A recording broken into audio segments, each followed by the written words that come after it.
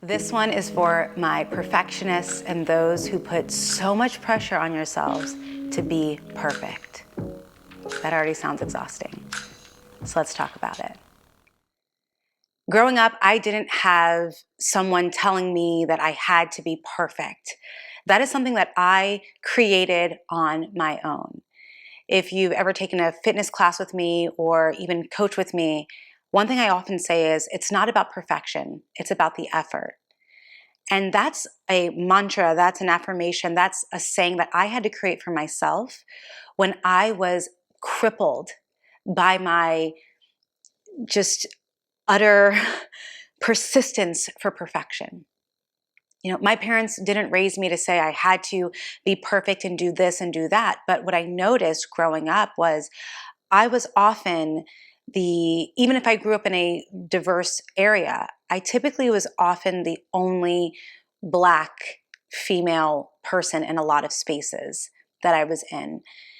And I think there was a part of me that thought, well, I have to be the perfect definition of a Black girl in this environment, because I believed that people would be looking at me or judging me because I was different, or looking for a reason to I don't know, to make fun of me, or I'm not sure. I think at a young age I just cultivated this awareness of my difference is and really leaning into that. And I think that started. And growing up, and then with the media and a lot of other things, it just compounded. And I think by the time I was in my late teens, my early 20s, I was in the space of really being stuck and I have to be perfect. And in a professional setting, once I graduated college, yet again, I was often the only Black female in most of my professional settings. As I excelled in my career, I tended to be one of the youngest, or appeared to look the youngest in my peers. And so that was something else. I had to be perfect and mature and well-spoken and and intelligent and all these things, because I didn't want someone to judge me because I was not, didn't have the experience, or I wasn't old enough. And then I move into the fitness world where I'm literally on camera in sports bras and yoga pants and in front of hundreds and thousands of people on a weekly basis. And I remember one day having this moment of feeling just not feeling comfortable and confident and sexy and all the things that someone should feel when they're on camera leading a class. And I remember thinking to myself, I don't feel like my body is perfect. And so why would anyone trust or believe me as someone to guide them through fitness? And as I hear myself saying these things back, it's like, it's so bad, because first of all, that is not true. It's not true. We create these conditions for us to be perfect. We believe that in order for us to be worthy, in order for people to accept us, for people to believe us, for people to want to invest in us, for people to want to love us, that we have to be perfect. And that type of thinking is dangerous. It's dangerous because the idea of perfection, it really doesn't even exist. I have yet to meet one perfect person. And if you are that perfect person, holla at me. I would like to get to know you, because I've yet to meet a person who is perfect. And I'm so grateful for that. And I know on social media, it can be really easy to see someone posting all of the wins and all of the amazing things that are happening in their life. And every photo is perfect. Their hair is perfect. Their makeup is perfect. Their clothes, their house, their car, all this stuff. And I'm guilty of it too. Like, there are times when I will post when I feel like I look really good that day, or my house is clean, or I got new flowers and I want to show them off, or I plated a perfectly beautiful salad with the right amount of kale and beets and hemp seeds or whatever. But that's not the full picture. That's not reality. That's not at all reality. But that type of behavior and the culture that we're in, that's what gets glorified. That's what gets put on blast. That's what people like to see, what people like to share, and we love to see it. There are studies now that go and show how addictive it can be to continue to consume on social media of people who are posting this beautiful life, and we follow these people because they have all these things and it's a reflection of us. And it's almost like this self-deprecating thing because we feel less than when we look at someone else's page, or we feel less than when we look at someone else's relationship and ours doesn't match that. And we're constantly judging, we're constantly creating scenarios and situations in our head. And honestly, it's exhausting. And I'll speak for myself, it's exhausting. I remember one time a woman messaged me on Instagram and said, Allison, you just look like you have your life put together. Like you just have it all put together. And I remember getting that message, and I got that message during one of the most horrific times in my life. I was super depressed, panic attacks all the time, anxiety. And I realized that I was posting these beautiful images like of myself because I didn't want to show that I was struggling. And I remember when I received that message, my response to her was, oh, girl, listen, I am a hot mess. And I'm sorry that I led you to believe that I have it all together, because I don't. And I don't expect you to have it all together either. And let's just celebrate our imperfections and our flaws. And in that moment, we had a really great conversation. But in that moment, I realized that I have to be more vulnerable and more real about who I am and what I'm going through. And not everything is perfect. And that really helped me to get a slap in the face to say, Allison, you have to stop this quest for perfection. What if you just start showing up as the best version of yourself in any given day? That was a real game changer for me, because I slowly but surely, and it didn't happen overnight. So I'm not going to say that I had that conversation and I made all these, grand changes. No. But something did change. A small seed was planted, and this desire to want to break free from the perfection that I put on myself, that no one else had put on me. I did it myself. And depending on where you are in your journey, maybe some people are telling you that you have to be perfect. Maybe that's the messaging that you're getting. Maybe it's coming from a loved one, it's coming from your school, it's coming from your managers, it's coming from your kids, it's coming from whomever. Well, that's a lie, because perfection isn't real. So we can start to give ourselves permission to be imperfect. And it's scary to lean into that, I'll be honest, because when that becomes where the space you live in, you become more vulnerable. And it's scary to be vulnerable. My therapist says that being vulnerable is like an oyster outside of its shell, like trying to cross the street and there's traffic coming, right? Like this oyster that's protected in a shell most of its life, now it's trying to do things without its shell, without its protection, and it's completely vulnerable. It's in danger at any given time. And I love that analogy, because that really is what vulnerability feels like to me. When I have to put myself in positions where someone can judge me and someone can make a decision on whether they want to work with me, or they want to put me on their platform, or they look at my resume, or they look at my photos, or whatever it is. That's super vulnerable to put yourself out there. And it's funny, I was talking to a friend and who's also in the industry with me, and she said, and yet we choose this life, we choose this job, we choose to do this. Like, what's wrong with us? But if I think back to when I first started on this journey of embracing imperfection and where I am now, it actually does make sense that I would put myself in a job where vulnerability is actually a big part of what I do and how I engage and interact with the world.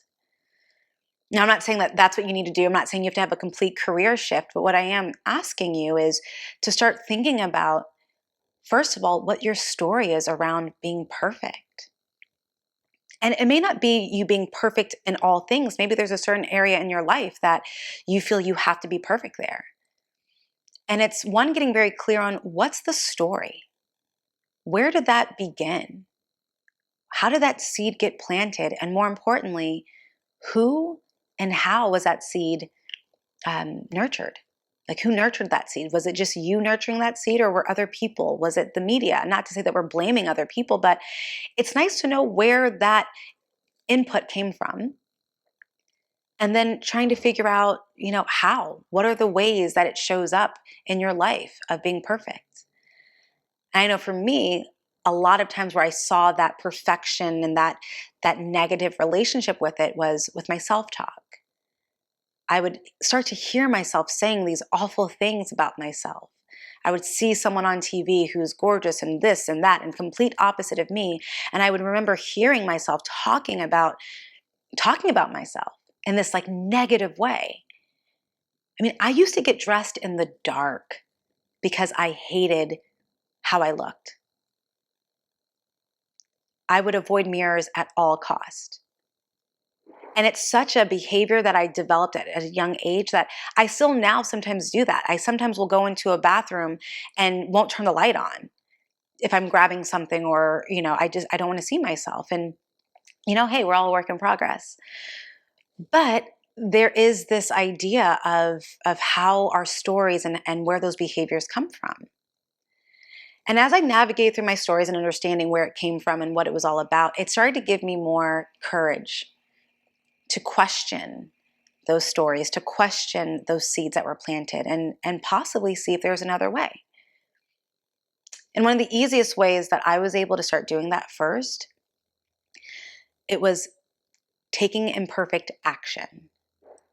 Now, this is something I think for a perfectionist or someone who puts pressure on themselves to be perfect, that's really difficult, because I typically wouldn't, move forward on anything until I felt completely, totally confident that I would be successful, that it would work out, that it would be great, that everyone would love it, that no one would be upset about it.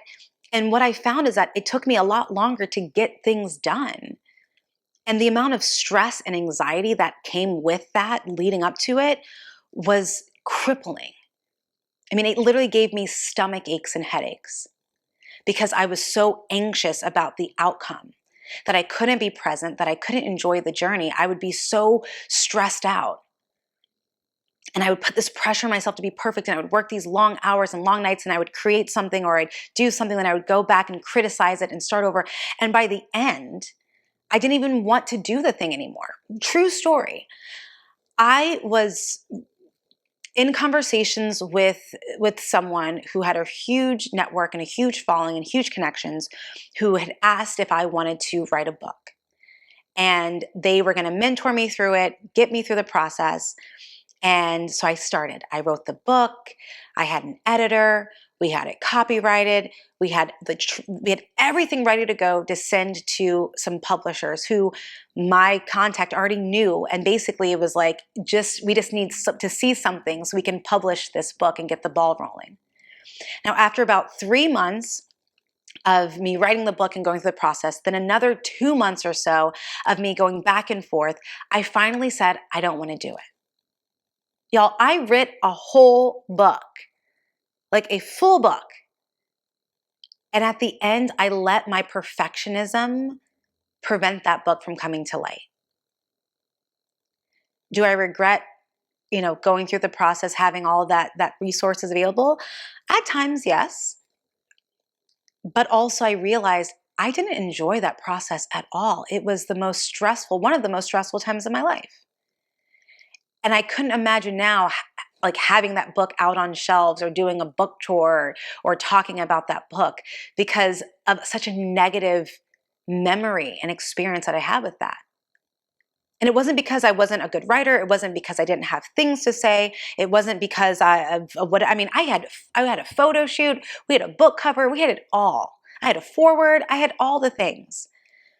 But it was simply because of my fear of it not being perfect, and my fear of being judged, and my fear of people making fun of me or ripping the book apart. And the reality is that's going to happen. you have to learn that sometimes people aren't going to like you. People aren't going to like what you do. People aren't going to like what you create. People aren't going to gel with what you do. People aren't going to vibe with your vibe. People are going to make you the villain in their story. And that's 100% okay. It's 100% okay. Because you're not for everybody. And that's okay. But when you're trying to be so perfect to the point where you are trying to please everyone else but yourself, you end up feeling empty and broken and stressed and confused because you don't even know who you are anymore. You don't even know what you want, what you like, what you love, what you don't like, what you don't love. That's where perfectionism can really get you caught up in some mess. So the first thing is take imperfect action. Start with something small. Start with something small. Maybe it's you start blogging, right? You start a blog and maybe it's just a paragraph a day and you create a blog, or maybe you start posting on social media for your business. And listen, the first time you do anything is not going to be that great. Sorry to tell you. No matter how much you plan, how much you research, no matter what you do, it's just not going to be that great. My very first YouTube videos are horrible. I mean, they're cringy. They're embarrassing, actually. They're very embarrassing. Do I take them down? No. One, because it's a reminder of how far I've come. And two, that was me giving my best effort at that time. And I've come a long way, and I'm nowhere near where I want to be with creating videos and my podcast and all that stuff. But through taking imperfect action, what you realize is that 9 times out of 10, it turns out all right. 9 times out of 10, you won't die from stepping out and trying something or putting yourself out there or creating something, whether it's a ebook or start writing your book or a podcast or singing or dancing or cooking or asking for a raise. I don't know, but you don't have to be perfect, but it's worth giving it a shot and knowing that it's not going to be perfect, and that the more that you stick with it, the better and easier it gets. So that's the first thing, taking imperfect action. Start small, but keep building it up. This year, I did something that I've never done. I did my very first version of a new group coaching model that I'm trying out. And I knew I wanted to do it. I was really excited about it. And I did it. My goal was to have 10 people sign up. 10 people did sign up. And at the end of the day, the results that people got were amazing. I won't even discredit the amount of work that this group did and our final celebration call that we had, to hear how they had progressed over the course of the month. It was amazing.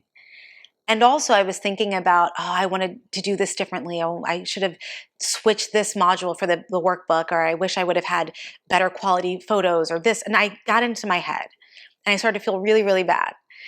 And then I went back and watched the recording of our celebration call and hearing again the people talking about their wins. I was like, you know what? It wasn't perfect, but man, they crushed it.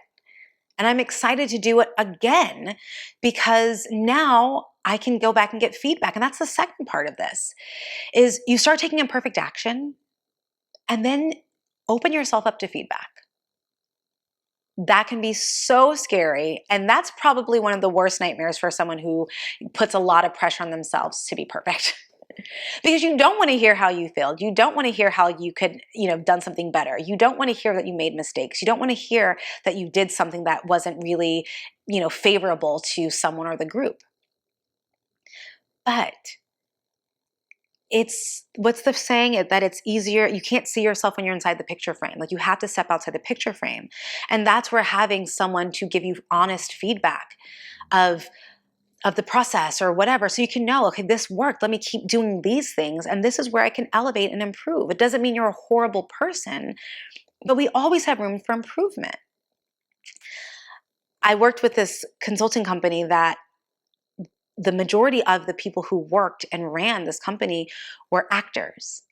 And I'm not an actor. I don't come from the performance background. And I remember when I first joined the company, how after every workshop or program that we led or presentation that we did, after it was said and done, we would all huddle together, we'd sit down, and we would take out a notebook, and each person would go around and give you feedback. Each person. So if you're in a group of eight people who are watching you up in front of a room, leading a workshop or teaching a section, and you're getting feedback from 8 different people telling you what, where you could improve, or giving you an elevation to what you did. And the first few months, I hated it. I hated it. I felt so dumb. I felt so like a pathetic existing human, because I'd practiced and I'd rehearsed and I'd gone through all my notes and I'd learned everything about the company and I had the right outfit and the right everything. And then I get up there and I give my best, and then I get all this feedback, and I wasn't able to truly hear the feedback that I was getting because I was getting in my own way. And that's what can happen. So as you're going through this process of thinking about receiving feedback, understand that feedback is one of the best gifts that you can receive, especially when it's something that you care about. I care so much about my clients and the different offerings that I'm coming out with for this new world of podcasting and vlogging. I care so much about it. And so I get feedback from people, and they tell me what works, what they like, what I could do better on. They can tell me what they don't like. And I have to be able to sit with it and listen from a space of gratitude and from a space of abundance, not with a scarcity mindset, but with a growth mindset. And I take into consideration everything that they say. My partner's probably the one person that I'm learning. I will say something like, "Oh, like look at this video." And it's like, "Oh, that's great, but you should probably do it this way." And I'm always like, "Just tell me it's wonderful and that I'm amazing and that you love me." And that's all true. And also, I'm grateful that I have a partner that will be honest with me about where I can grow because they see the potential in me. I'm grateful that I have best friends that I can share things with, and they will test things out for me. They will try things out. They will read, they will proof things. They'll give me their honest feedback. Yesterday, I had that. I released something in an email, and there was something wrong in the email, and my best friend messaged me immediately and said, "I'm so sorry, but the link is off." And I was like, "Oh, okay, yeah, right, my bad," right? And I remember in that moment, I didn't feel like a loser or feel like a failure. I just was like, "Oh yeah, I probably put the link in wrong, or the link got broken when I posted it." But it doesn't make me a dumb person or a pathetic person or a loser. It just means that something is off and I can easily fix it. And even times when you can't easily fix something, then you still can try to make it work. You can still work around it. It doesn't make you a negative person. So, one, taking perfect action; two, getting feedback. And then the third part I just shared is around your mindset around it. The mindset. I always say there's two kind of entities at play all times, especially when you are trying to be more vulnerable, stepping out to be your authentic self. You have the inner critic and the inner cheerleader. The inner critic is fueled by your limiting beliefs, your past failures, your doubts, your insecurities, your fears, all of that. That's what feeds the inner critic. The inner cheerleader is fueled and fed by looking at the whole picture and knowing who you are and knowing what you bring to the table and knowing what your strengths are and knowing where there's room for improvement. But it's okay, because that's what improvements are for. It's something to strive towards. It's knowing that you can show up as your best and it doesn't have to be perfect. And all day, as you go through life, you have an inner critic and an inner cheerleader just going back and forth. And you have the ability to listen and or feed either one. I say this in my coaching a lot. There's the story of the wolf. There's two different wolves. Which wolf are you going to feed? Or I'll say, which garden are you going to nurture? The garden of despair and anxiety and fear? Or are you going to nurture the the garden of hope and progress and, forward movement. You get to choose. And that's where my journey with embracing my imperfections and giving myself permission to be flawed and giving myself permission to be vulnerable and giving myself permission to be okay if not everyone likes me and giving myself permission to look myself in the mirror and say, oh, okay, I don't quite feel super sexy today, but I'm going to go out there and do my best today because today's a gift. And I refuse to be locked away because I don't feel beautiful today. Because some days I just don't. Some days I don't feel smart and capable and intelligent. Some days I don't feel like giving it my all. But I lean into this idea of it's okay if I fail. It's okay if I stumble. It's okay if I make a mistake. My dad always says, make your mistakes early and make them quickly. That's something he told me a long time ago, and I couldn't really hear it then. But as I'm getting older, my birthday is literally in a couple of days. I'm so grateful for that idea because now I don't feel like I have to be perfect. I don't feel like I have to do anything more than just show up and give my absolute best every single day. And I have to trust that what I gave was enough. And that's it. So as you navigate throughout your own life and your world and your own path, give yourself permission to be imperfect. Take some imperfect action. Start small.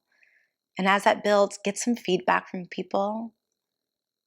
And then just really focus on your mindset and how to change that. And I would just encourage you to do that. And I would love to know how you took imperfect action today.